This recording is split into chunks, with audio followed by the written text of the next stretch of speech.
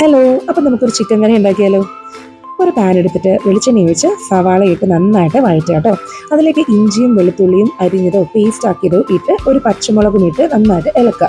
കുറച്ച് ഉപ്പ് കൂടി ഇടാം. പിന്നെ നമുക്ക് അരിഞ്ഞു വെച്ചിരിക്കുന്ന തക്കാളി കൂടി ആഡ് ചെയ്ത് നന്നായിട്ട് വഴന്ന് കഴിയുമ്പോൾ നമുക്ക് ബാക്കി പൊടികളൊക്കെ ആഡ് ചെയ്യാം.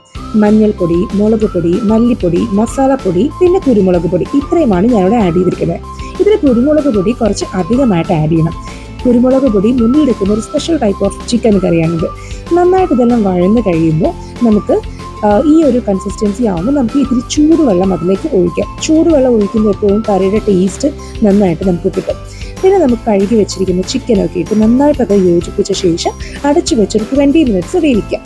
പിന്നെ നമുക്ക് അതിന് ഗാർണിഷ് ചെയ്യാൻ വേണ്ടിയിട്ട് നമുക്ക് ഉരുളക്കിഴങ്ങ് വട്ടത്തിലരിഞ്ഞ് കുറച്ച് മഞ്ഞൾപ്പൊടിയും ഉപ്പും ഇട്ട് വെളിച്ചെണ്ണയിൽ വറുത്തിട്ട് നമുക്ക് അതിൻ്റെ മുകളിലിട്ട് ഗാർണിഷ് ചെയ്യാം.